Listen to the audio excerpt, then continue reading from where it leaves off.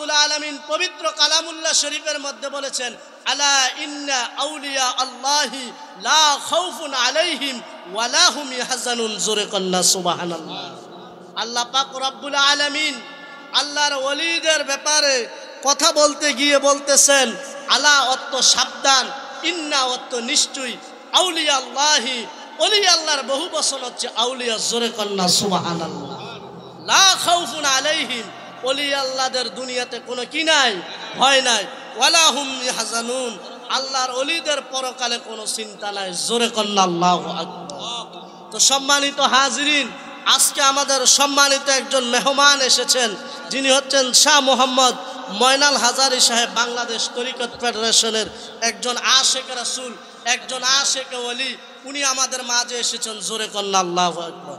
তো সম্মানিত হাজিরিন, আজকে ওলি আল্লাহর দরবারে এসেছি। আল্লাহর ওলির একটা ওয়াকিয়া যদি না বলি হক আদায় হবে না। কথা বলেন ঠিক কিনা? আল্লাহর ওলিদের মধ্যে একজন যুগ শ্রেষ্ঠ আল্লাহর ওলি ছিল, যিনার নাম হচ্ছে খাজা গরিবে নওয়াজ। জোরে কন্না আল্লাহু আকবার। আমরা সকলে খাজা গরিবে নওয়াজের নাম শুনি নাই? যেই খাজা গরিবে নওয়াজের হাতে 90 লক্ষ মুসলমান বেদিন মুসলমান হয়েছে। জোরে কন্না সুবহানাল্লাহ। সেই খাজা গরিবে নওয়াজের পীরের নাম ছিল খাজা উসমান হারুনি। জোরে কন্না আল্লাহু আকবার। খাজা গরিবে নওয়াজকে উনার একজন মুরিদ প্রশ্ন করলেন, হুজুর আপনার এত শান, আপনার এত মান বাড়লো কিভাবে? খাজা গরিবে নওয়াজ ডাক দিয়া বলতেছে, ও আমার ভক্ত, আমি আমার গোটা জিন্দেগি খাজা উসমান হারুনির গোলামি করেছি, এই জন্য আমি খাজা গরিবে নওয়াজের শান আজমত বেড়ে গিয়েছে। জোরে কন্না সুবহানাল্লাহ। খাজা গরিবে নওয়াজের হুজুরের পীর ও মুর্শিদ ছিলেন খাজা উসমান হারুনি। উনি ওই সময়ের একজন আধ্যাত্মিক জগতের রাহবার ছিলেন, সুফি সাধক ছিলেন, যিনি সর্বদা আল্লাহ পাকের জিকির, আমার নবীর দুরুদে মশগুল থাকতেন। জোরে কন্না সুবহানাল্লাহ। যারা দাঁড়িয়ে আছেন মেহেরবানি করে বসে যান, আলোচনার মধ্যে মজা পাবেন ইনশাল্লাহ। তো খাজা গরিবে নওয়াজের বলতেছেন, আমার পীর ও মুর্শিদ ছিলেন খাজা উসমান হারুনি। যখন খাজা উসমান হারুনি আল্লাহর জিকির, নবীর দুরুদে মশগুল হয়ে যেতেন, তার পূর্বে উনি গরম পানি দিয়ে অজু বানাইতেন। জোরে কন্না সুবহানাল্লাহ। খাজা গরিবে নওয়াজ উনার ভক্তকে বলতেছেন, আমার মুর্শিদ সব সময় গরম পানি দিয়ে অজু করত, সেই জন্য আমার মুর্শিদের যে গরম পানি করার যে চুলাটা ছিল, চুলা মুবারক যেটা ছিল, আমি সব সময় খাজা গরিবে নওয়াজ মাথার মধ্যে নিয়ে ঘুরতাম। জোরে কন্না আল্লাহু আকবার। আমরা তো এখন পীরেরা হারা দিলে, পীরেরা একটা আদেশ দিলে সে আদেশ মানতে চাই না। আমরা যদি পীরের আদেশ পুঙ্খানুপুঙ্খানুভাবে মানতে পারি, তাহলে আমরা কি হতে পারবো? কামিয়াব হতে পারবো। একদিন খাজা উসমান হারুনি এবং খাজা গরিবে নওয়াজ সহ 40 জনের একটা কাফেলা রওনা করে বের হয়ে গেলেন। বের হওয়ার পরে হঠাৎ করে খাজা উসমান হারুনি একটা মন্দিরের মধ্যে ঢুকে গেলেন। জোরে কন্না আল্লাহু আকবার। আচ্ছা, খাজা উসমান হারুনি মন্দিরের মধ্যে প্রবেশ করেছেন, এখানে হুজুর হিকমত আছে না নাই? হিকমত আছে। আল্লাহর ওলিরা যেই কোনো কাজ করবে তার মধ্যে কি থাকে? হিকমত থাকে। খাজা উসমান হারুনি যখন মন্দিরের মধ্যে প্রবেশ করলেন, প্রবেশ করার সাথে সাথে খাজা গরিবে নওয়াজের মাথার মধ্যে আগুনের চুলা, উনার সাথে 39 জন সহ মোট 40 জন সাথী একসাথে দাঁড়ানো, একজন আরেকজনকে বলতে শুরু করলেন, হায় রে আজীবন কি পীরের গোলামি করলাম, শেষমেশ ওই পীর মন্দিরের মধ্যে ঢুকে গেলেন। জোরে কন্না আল্লাহু আকবার। এমনি করে যখন উনার ভক্ত মুরিদের মধ্যে চিন্তায় বিবর্ণিত, এক এক করে 39 জন মুরিদ বিদায় নিলেন, খাজা গরিবে নওয়াজ দাঁড়িয়ে রইলেন। জোরে কন্না আল্লাহু আকবার। যখন খাজা গরিবে নওয়াজ দাঁড়িয়ে রইলেন, কিছুক্ষণ পরে খাজা উসমান হারুনি এসে দেখতেছেন বাকি 39 জন সাথী নাই, শুধু খাজা গরিবে নওয়াজ রয়েছে। জোরে কন্না সুবহানাল্লাহ।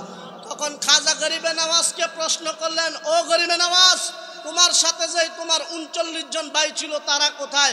খাজা গরিবে নওয়াজ তো পীরের প্রতি দেওয়ানা, পীরের প্রতি মশগুল, পীরের ভালোবাসায় দেওয়া। খাজা গরিবে নওয়াজ ডাক দিয়ে বলতেছেন, বাজান, আমি 39 জন ভাই কোথায় গেছে আমি জানি না। খাজা উসমান হারুনি চোখের পানি মুবারক গুলো জমিনের মধ্যে ফালাইয়া হযরতে খাজা গরিবে নওয়াজের হাতটা উপরের দিকে উঠাইয়া বললেন, আল্লাহ আমাকে যেইভাবে খাজা গরিবে নওয়াজ আমি উসমান হারুনিকে মহব্বত করেছে, আমি উসমান হারুনিকে ভালোবেসেছে, আমি উসমান হারুনিকে তাজিম করেছে, কিয়ামত পর্যন্ত আমার খাজা গরিবে নওয়াজের শান আজমত বাড়িয়ে দাও। জোরে বলেন না সুবহানাল্লাহ। আজকে গোটা এশিয়া উপমহাদেশে খাজা গরিবে নওয়াজের নাম কাম চলতেছে, কথাক্ষণ ঠিক কিনা? আজকে সেই খাজা গরিবে নওয়াজের মাজার নিয়ে ষড়যন্ত্র হচ্ছে, কথা বলেন ঠিক কিনা? আমরা কোনো বিধর্মীদের পক্ষে থাকতে চাই না। বাংলাদেশের মধ্যে একটা জিপ 32টা দাঁতের মধ্যে জিব্বাটা যেইভাবে নিরাপদ রয়েছে, বাংলার জমিনে ঠিক সেইভাবে মুসলমানদের কাছে হিন্দুরা নিরাপদ রয়েছে, কথা বলেন ঠিক কিনা? আজকে ওই ভারতের জমিনের মধ্যে আমার মুসলমান ভাইদের উপর আঘাত করা হচ্ছে, মাজারগুলো ভেঙে দেওয়ার ষড়যন্ত্র করছে, মসজিদগুলো ভেঙে দিচ্ছে, আমরা তীব্র নিন্দা জানাই, কথা বলেন ঠিক কিনা? তোমরা খাজা গরিবে নওয়াজের মাজারের মধ্যে হাত দিবা, তোমরা কি তোমাদের পূর্বপুরুষকে দেখো নাই, যিনি বলেছিলেন বাদশাহ আলমগীর আমি বাংলা ভারতের জমিনে প্রত্যেকটা মাজারের মধ্যে সালাম দেব 3টা করে, যদি জবাব না আসে আমি মাজারগুলো ভেঙে দেব। জোরে কন্যা আল্লাহু আকবার। খাজা গরিবে নওয়াজের মাজার শরীফে গিয়ে প্রথম সালাম দিলেন, খাজা গরিবে নওয়াজ জবাব দিলেন না। দ্বিতীয় সালাম দিলেন, খাজা গরিবে নওয়াজ জবাব দিলেন না। তৃতীয় সালাম যখন দিলেন তখন খাজা গরিবে নওয়াজ বাদশাহ আলমগীরের সালামের জবাব দিলেন। জোরে কন্যা আল্লাহু আকবার, আল্লাহু আকবার, ইয়া রাসূলুল্লাহ, হুশিয়ার সাবধান।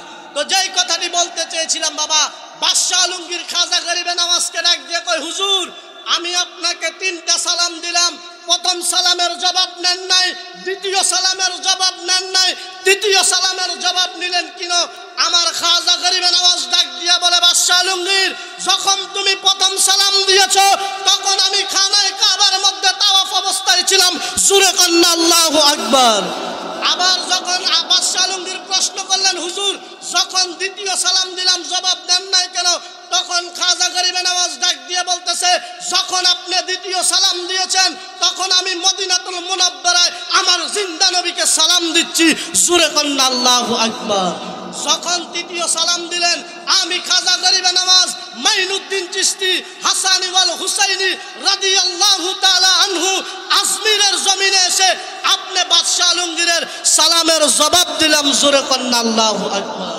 সেই খাজা গরিবে নওয়াজের মাজারের হাত দিতে যাইবা, তোমাদের 14 গোষ্ঠী নির্বংশ হয়ে যাবে, কথা বলেন ঠিক কিনা? সম্মানিত সুধী, আল্লাহর ওলি বসে রয়েছেন, উনাকে বেশি রেখে বেশি কথা বললে বেয়াদবি হবে। যেই কথাটি বলতে চেয়েছিলাম, আজকে সেই খাজা গরিবে নওয়াজের সিলসিলার একজন আল্লাহর ওলি আপনাদের এখানে আছেন, হযরত সিদ্দিক শাহ রহমতুল্লাহ আলাইহ। উনার অসংখ্য অগণিত কারামত রয়েছেন। সিদ্দিকুর রহমান বুবাসা কেবলা কাবা, উনার অসংখ্য কারামত রয়েছেন। এই আল্লাহর ওলির দরবারে আসবেন, সহবত নেবেন। যদি আল্লাহর ওলির দরবারে এসে সহবত নিতে পারেন তাইলে আপনার মুর্দা কলব জিন্দা হবে। জোরে বলেন না সুবহানাল্লাহ। আল্লাহ পাক রব্বুল আলামিন কোরআনে বলেছেন, কুল আতিউল্লাহ ওয়া আতিউর রাসূলা ওয়া উলিল আমরি মিনকুম। জোরে বলেন না সুবহানাল্লাহ।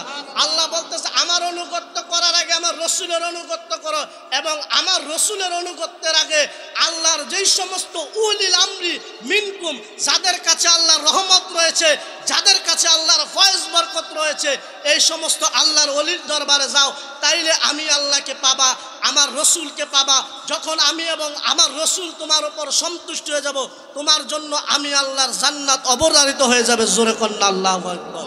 তো সম্মানিত হাজিরিন, বেশি কথা বলবো না। অসংখ্য অগণিত উলামায়ে কেরাম ডাইনে বামে বসে রয়েছেন, আল্লাহর ওলির দরবারের আওলাদ বসে রয়েছেন। এত বড় বড় উলামায়ে কেরামদেরকে রাখিয়ে দরবারের মধ্যে বেশি আলোচনা করার সময় নেই।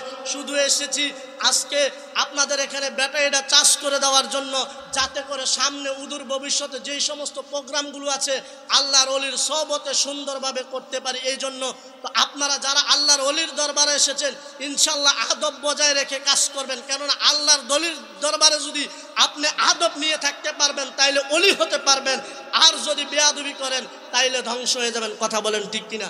যারা আল্লাহর অলির শানে বেয়াদবি করে এই সমস্ত মৌলবীদের ওয়াজ শুনবেন না। এদের ওয়াজ শুনলে আপনাদের ঈমান আকীদা নষ্ট হয়ে যাবে। বাংলাদেশে ইউটিউবে অনেক বড় বড় হুজুররা বসে রয়েছে মানুষের ঈমান নষ্ট করার জন্য। নবীজিকে নিয়ে অনেক খারাপ মন্তব্য করে, নবীজির রওজা মুবারকে বলে প্রস্রাব পায়খানা বলে করার কথা ছিল, এই সমস্ত নাউজুবিল্লাহ বলে এই সমস্ত বক্তব্য দিয়ে আজকে এক আউল ফাউল বক্তা আছে, উনি এক সময় ক্রিকেট খেলে, এক সময় উমুক মাদ্রাসার স্কুলের ইংলিশ মিডিয়ামের শিক্ষক হইয়া যায়, বাংলাদেশের মধ্যে একটা ফিতনা সৃষ্টি করছে। আল্লাহ পাক এই সমস্ত জাহেলে মুরাক্কাব নায়েবে শয়তানদের থেকে আমাদের সকলের ঈমান আকীদাকে হেফাজত করুক। এবং হুজুর কেবলা এবং সমস্ত উলামায়ে কেরামদের কাছে দোয়া চেয়ে, আপনাদের সকলের কাছে দোয়া চেয়ে আজকের মতো এখানে অগোছালো অসমাপ্ত আলোচনা শেষ করছি। সকলে আমার জন্য দোয়া করবেন। আসসালামু আলাইকুম ওয়া রাহমাতুল্লাহি ওয়া বারাকাতুহু।